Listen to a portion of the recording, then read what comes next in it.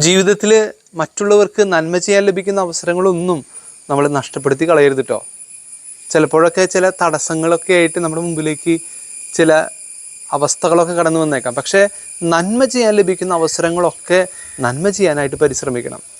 വചനത്തിൽ ഇന്ന് ഈശോ കൈശോഷിച്ചവന് സൗഖ്യം നൽകുന്നുണ്ട്. പക്ഷേ സാപത്തിലായതുകൊണ്ട് കുറേ പേരൊക്കെ ഈശോനെ എതിർക്കുകയാണ്.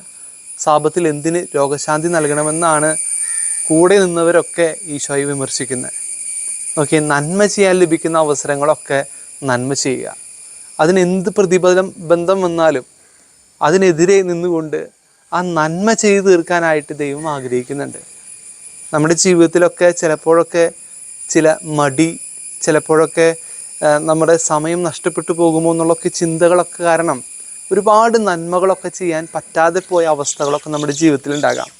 നോക്കിയേ, ഈശോ എന്ന് പറയുന്നത് ഏത് അവസ്ഥയിലാണെങ്കിലും എന്ത് തടസ്സങ്ങളാണെങ്കിലും മറ്റുള്ളവർക്ക് നന്മ ചെയ്യുമ്പോൾ നോക്കിയേ, നമ്മുടെ കൈകളിലൂടെ ദൈവം പ്രവർത്തിക്കുകയല്ലേ ചെയ്യണേ.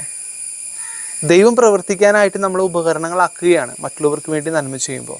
അതുകൊണ്ട് സ്നേഹമുള്ളവരെ, ദൈവത്തിൻ്റെ ഉപകരണങ്ങളാകാനായിട്ടൊന്ന് പരിശ്രമിക്കാം. ഈ ഉപകരണം എന്ന് പറയുന്നത് ദൈവം നമ്മിലൂടെ പ്രവർത്തിക്കുകയാണ്. മറ്റുള്ളവർക്കൊരു കൊച്ചു നന്മ ചെയ്യുമ്പോഴും മറ്റുള്ളവരുടെ മുമ്പിൽ മറ്റുള്ളവർക്കായിട്ട് നമ്മൾ സേവനം ചെയ്യുമ്പോഴൊക്കെ ഈ നന്മ നമ്മൾ പങ്കുവെക്കുന്നുണ്ട്.